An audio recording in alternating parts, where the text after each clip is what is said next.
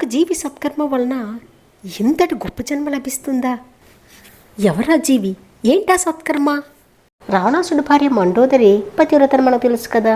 అయితే ఆమెకి పేరు ఎలా వచ్చింది? ఒకప్పుడు నైమిసారణ్యంలో మహాశక్తి సంపన్నులు 7 మునులు ఒకరోజు అందరూ తపస్సు మూసిన తర్వాత ఆహారాన్ని వెతుక్కుంటూ అడవుకు వెళ్ళారట. వారికి నిండుగా ఉన్న మామిడి పండ్ల చెట్టు కనబడింది.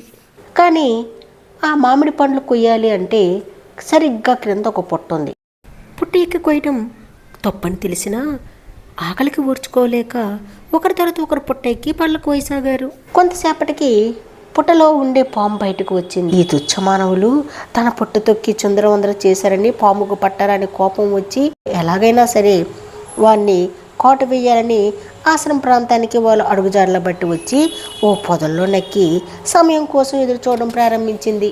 మునులాశ్రమం ప్రక్కనే ఒక సరస్సు ఉంది. ఆ మునులు ప్రతిరోజు ఆవు పాలు పితికి ఒక పాత్రలో వేసి అది పొయ్యి మీద పెట్టి స్నానానికి వెళ్ళి వచ్చేవారు. స్నానం చేసిన తర్వాత ఆ పాల నైవేద్యంగా పెట్టి ఆరగించడం వాళ్ళ అలవాటు. సమయం కోసం ఎదురు చూస్తున్న నాగుపాము వచ్చి వెంటనే ఆ పాత్రలో విషాన్ని కక్కింది. ఇదంతా దూరం నుండి ఎప్పటి నుండో ఆ ప్రక్కనే కోనేరులో ఉండే ఒక కప్ప గమనిస్తూ ఉంది. ఆ కప్పకు ఎప్పటి నుండో మునులంటే చాలా శ్రద్ధ. వాళ్ళగే తను కూడా మానవ జన్మ ఎత్తి అన్ని విద్యలు నేర్చుకుని ఉంటే బాగుండేదని మనసులో అనుకునేదట. ఆ పాము చేసిన దుశ్చర్యను చూసి ఎలాగైనా ఆ మునుల ప్రాణాలను కాపాడనుకుని ముళ్ళు వచ్చే సమయానికి ఆ మరుగుతున్న పాలలో పడి చనిపోయింది.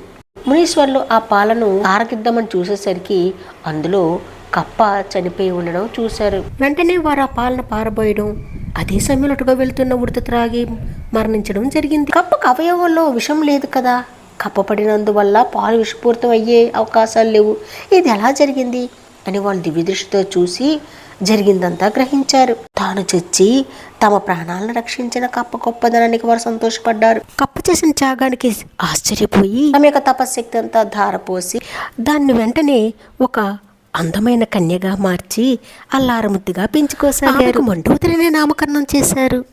ఒకరోజు మహాభక్తులైన రావణ బ్రహ్మ ఆకాశాన్ని విరుస్తూ ఆ అందమైన మండోదరిని చూసి ఆమె అందానికి ముగ్ధుడై లంకా నగరానికి తీసుకుని పోయి శాస్త్రోక్తంగా వివాహం చేసుకున్నాడు. ఏ జీవైనా అవసరమైతే తన ప్రాణాన్ని త్యాగం చేయడానికైనా సిద్ధపడే భావన మనసులో ఉండాలే గాని భగవంతుడు ఎవరిని ఎలా అనుగ్రహించడు. ఈ యొక్క చిన్న అల్పజీవి మనకు ఉదాహరణ కదా. ఈ కథ మీకు నచ్చినట్లయితే లైక్ చేయడం మర్చిపోకండి. Thank you for watching.